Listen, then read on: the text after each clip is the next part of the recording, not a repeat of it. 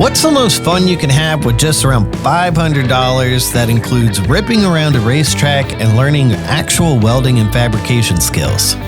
2 words, Go-Kart. Welcome to Weld, where each week we explore different pathways in the welding industry.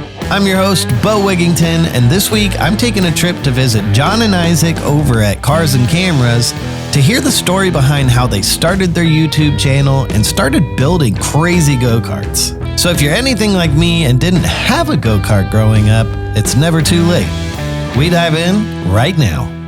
For people out there that might not be familiar with you guys, do you want to introduce yourself real fast? Sure. Knock yourself out, buddy. All right. Well, we are Cars and Cameras. First off, thanks for having us on, Beau. Absolutely. We appreciate what you do, and so we want to learn from you. Yeah, I think... So you need to say your name, John. My name is John. I'm Isaac. That's right. Thank you. I think under the sphere of welding, like you guys are on one end and we're on the other end. So what got you guys started in this direction in the first place? Yeah, so we started a YouTube channel. I started a YouTube channel in 2012 making videos about cars because I like cars and I was young and had the time. Those weren't so popular because turns out people don't want to hear about car reviews from a 17-year-old. Like, you don't even drive, bro. Exactly. You barely even know. So like Isaac, you've been playing around with go-karts since the 90s. 80s. Since the 80s. Yeah. So he's, just the guru. Anything with wheels or mechanical can figure it out in one way or another. So we both started playing around with go-karts in our spare time. And just kind of when you joined the channel officially, that's when the magic happened and started taking off. Thanks for having me. It's teamwork, man. Yeah, teamwork does make the dream work. The yin and the yang. Yeah. So now in 2025, we have 1.2, almost 1.3 million subscribers on YouTube and a bunch of Instagram followers. And we built a really special community, a lot of really nice people. Totally by accident, too. For sure. Yeah, because originally, like you said, car review channel, and then he came over to my house, saw a go-kart leaning up against the wall in my garage. He was like, we need to put that together. And then I'm going to go ahead and tell all the story. Do it. That's why we're here.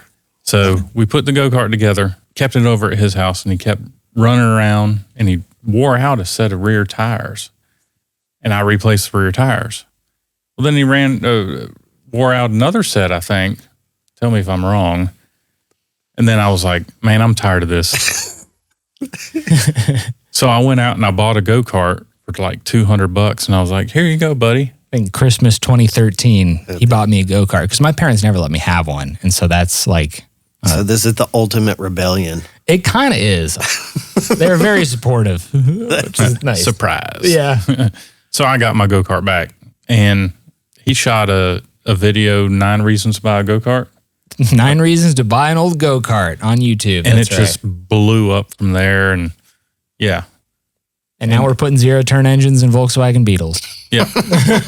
Yeah. Well, so, okay, when it comes to a go-kart, a lot of people out there, they dream of having a go-kart like you, John. You dreamt of having a go-kart. What is, like, if I want to build a go-kart, what kind of budget do I need to have? Go-kart or mini bike. Any of these kind of small, we kind of handle anything that's small power sports and has like a, like a dirt bike, a 4-wheeler, but a go-kart or mini bike is a great just intro to that sphere because they're so cheap to acquire. On Facebook, you could probably find a runner, something that runs for $400 or $500. Yeah. A mini bike, a little cheaper for sure. Yeah. My first one was $20. Hey, there you go. Where do you find the $20 go-karts? Facebook Marketplace, really. You got to be in the right place at the right time because what was the last mini bike that we built recently? It was like, I think it was like $20 or something. And I bought it like 3 or 4 years ago. If I want to build my own go-kart, like, are there any like starter kits that you recommend, or do you recommend getting like a frame first and then piecing it together? Like, what's the easiest way for someone to build their own go-kart? Usually, like when people want a go-kart, it's just like we go to like cheapest acquisition cost. It is going to be a little more expensive if you want to build your own. There are lots of like plan kits available online. Like our sponsor, Go Power Sports, they sell. We don't have one here. Build, break, repeat. Yeah, there's a bolt together go-kart. So it's a kit and it ships and it literally just bolts together. And you can like weld it if you want as well, but it also bolts together. But there are some weld together options too. Yeah.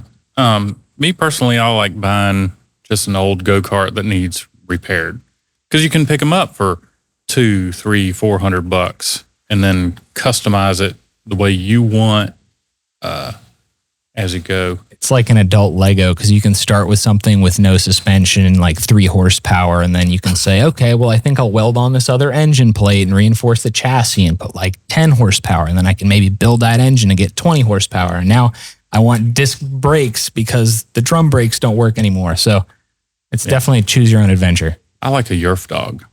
A Yerf dog? Yerf dog. You ever heard of Yerf dog? No, it was straight over my head, but I'm excited. They're fantastic go-karts with like full suspension, roll bar. 2-seaters too. 2-seater. They're like a 1.5-seater, but your son that's and perfect you. for a little guy. You know? Yeah, y'all can switch places. Right. You can ride him around until he gets big enough to get in the driver's seat. But if you want to put your son on a go-kart, they do have go-karts for kids. Like your stock go-kart, it's going to get the job done. But if I want to really have fun, what are some things that you could do to upgrade like a stock go-kart? Well, there's a lot of upgrades that you can do. There's engine upgrades. There's suspension upgrades. There's, changing the gear ratio on it for if you want speed or if you want reverse off-road. And they have reverse boxes that you can add to your go-karts. So there's a lot of options. It's just whatever you want. It's really just a great platform for like learning life skills, like, changing oil or doing engine building, fabrication. And it's just like fun is also at the center. So you can go to buy one of these engines for $150 usually, 6.5 horsepower. You can delete the governor. So it goes from 3,600 RPM to 5,000 or 6,000. Yeah. Put a non-restrictive exhaust on it. Carburetor jet, be making 10 horsepower for like, another $50. So a rod upgrade so you don't snap the oil dipper and starve your engine. Yeah, and then you can start putting billet aluminum parts in it, and the sky is the limit. Ka-ching, ka-ching. We took an all billet aluminum Briggs and Stratton based engine to Bonneville last year and went 120 miles an hour on a mini bike we built. So that's crazy. Yeah. That's awesome. Yeah. Sky's the limit. So as far as the mechanical side, right? So like small engines, it's not super, super complicated. Like most of it, like anytime I've tried to fix something that doesn't work, it's the carburetor. But like, what are some ways that you can like troubleshoot an engine if you buy like a used one and it's not working? Basically, it's does it have ignition? Does it have fuel? If it's got both of those, it should run unless you don't have compression. But you can usually tell when you go to pull on it and you can feel the pulses. Pretty simple. Usually we try to stick by the KISS method. Keep it simple, stupid. Yeah. Sometimes we fail that own method. Sometimes. If you want to build a go-kart, you want to make sure that you're putting down good welds so you're staying safe out there. And the best way to get good welds is get good instruction. And that's where our friends over at the American Welding Program come in. They've got courses covering all kinds of different processes, and even if you want to go deeper and learn about metallurgy or things like that, you can. And it's all on your own time, self-guided courses, and because you are watching the podcast right now, you can save 20% on any course or materials using WELD20 at checkout. Go see everything they have that you can start learning today at AmericanWeldingProgram.org. Now, let's get back to the show. You probably failed doing some crazy builds throughout the year, but like, what are some of the craziest builds that you've done that have been your favorite? I really like this Corvette behind us right here. It's based off a C4 Corvette go-kart body. And we put a 5-speed Peerless 700 transmission, so a very popular lawnmower transmission. Got it on Amazon and installed it because it has a 5-speed and reverse. And so go-karts are always like a single speed. So it was cool to build a 5-speed Corvette. My favorite is a mini bike that's sitting right there. We put a military 2-cylinder engine on it with a 4-speed manual transmission off of a motorcycle. Of a 1950s BSA motorcycle. Yeah. So it has 4 speeds, a good sounding exhaust. Oh yeah, it's got turbo on it too. It's a parts bin special, like a little bit here, a little bit there, but it works. The sum is greater than its parts, whatever that saying is. It's so good. It's really cool. Yeah. Yeah. So you guys, a lot of the time I've seen you using MIG on the channel. But do you venture out to TIG, stick at all? I don't think he's ever stick welded before. Never. That's what I learned on. I'd love to bring a stick welder and let him try that out just to see how he does. Yeah, because I love stick welding. I think a lot of people learn a lot from it. And it's not just because it's frustrating to learn. It's just you learn a lot of like what that puddle looks like and when it's getting too hot. It's puddle control. That's what I learned. And if you learn how to do a stick, you can learn everything else, no problem. With all of these builds that you're doing, what do you do with them afterwards? I mean, I see a lot of them are here, but... No, this is nothing. We have a lot. Yeah. Yeah. They basically get shoved into the garage and forgotten about for a while. Occasionally we break them back out for a revival, or sometimes we rob parts off of them. I like to keep them all together and in the shop, and maybe one day open a museum. Isaac, you're definitely a collector. Ones that I've bought, usually I try to like sell them or to like on Facebook or like give them to a buddy or something like that. One that I've heard from multiple people is the Radio Flyer. Where's that live nowadays? It's in my garage. There you go. Yeah. They were like, you need to ride that. And I was like, I don't know if it's going to be there. I should have said that beforehand. Yeah, it's not here. It's 3 hours and 15 minutes away. It's one of my favorites, yeah, mine too. It was like the simplest thing to do, and we learned a lot with it. The 90-degree gearbox, that was the first. Wasn't that the first time that showed up? Our magic box. Yeah, we went to the local farm supply store, and they have like it's some kind of tractor part, seed spreader gearbox thing. Basically, it just takes power this way and makes it go 90 degrees that way. And so now you can mount a go-kart engine like longitudinal, like you would see in like a car, and with a drive shaft. Yeah. So that's I think the magic to that build. Well, okay. So for people out there, I mean, we've kind of weaved in and out, but you know, for people out there, they're like, okay, I'm building a go-kart tomorrow. What's your advice? Or like, how do you build a successful go-kart? Usually the way it goes is you go buy one on Facebook, a mini bike or a go-kart, you ride it until you break something, and then that's when you say, I guess I need to buy a welder. And then you go buy a welder, and then you go buy a grinder. So it's like a very natural progression. And it's just fun the whole time, and you're learning stuff. And you don't even realize it.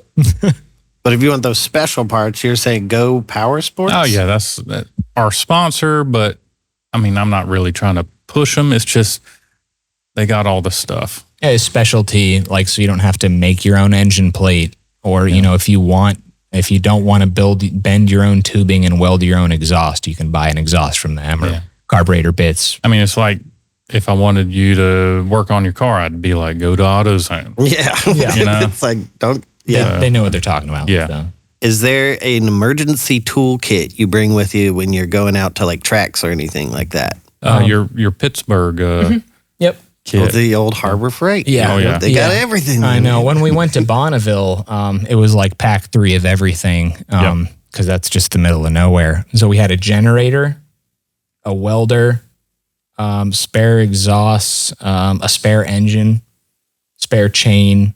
We still had to end up special ordering stuff. So just whatever could possibly be a consumable, like 3 of them. Yeah, and of course the toolkit is rusting up. So make sure you have tools that you don't care about. Yeah, but if you're not going to Bonneville, just a simple toolkit, simple welder. Simple toolkit. Just keep it simple. Yeah. Have you all tried any of the battery-powered welders yet? What? Oh, man, I just blew your mind. Yeah. I have one that Lincoln sent me recently. It's the Elevate. It's got an internal battery. It takes an hour to charge it, but you can TIG and stick with it. Lincoln, give us a call. Yeah. Well, then there's another one, too. So ESOB, they have one but it actually it runs off of DeWalt batteries. I don't know what. There we go. So We're already a sold. DeWalt family. You're a so. DeWalt family? Then you definitely want the Volt. Well, as far as like, if people want to check out all of your different videos and everything you got going on, where else can they find your stuff? YouTube at Cars and Cameras, Instagram at John_Cars and Cameras, Facebook at Cars and Cameras. And if you're interested in the Mini Mayhem event that we have, that's Mini Mayhem on Facebook. It's a nice Facebook group.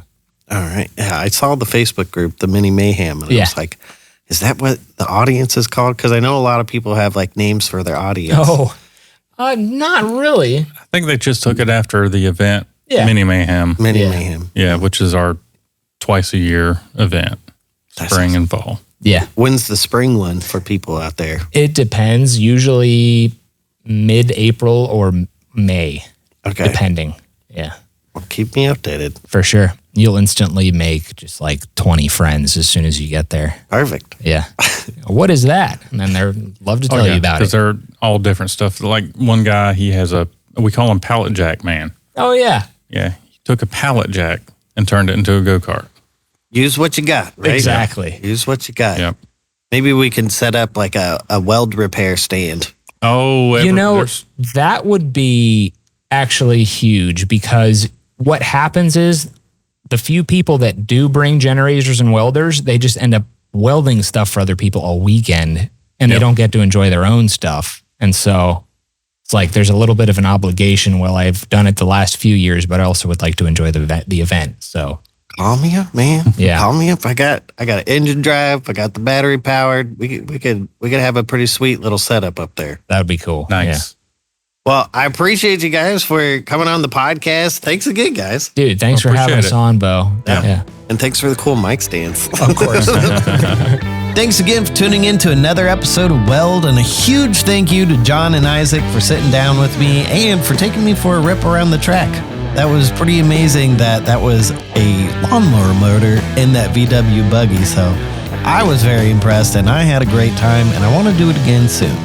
I really hope that we can make it out for the Mini Mayhem. I would love to help repair stuff in exchange for a couple more fun rides like that. So I also want to give a huge shout out to the American Welding Program for making the show possible and for giving everyone 20% off with the code WELD20 when it comes to courses, materials, anything you want. Go check it all out at AmericanWeldingProgram.org. Also, if you have something you want me to cover, you have someone you want me to go visit, or a certain side of the industry you want more information on, please let me know, because I am dying to go out there and investigate stuff for you.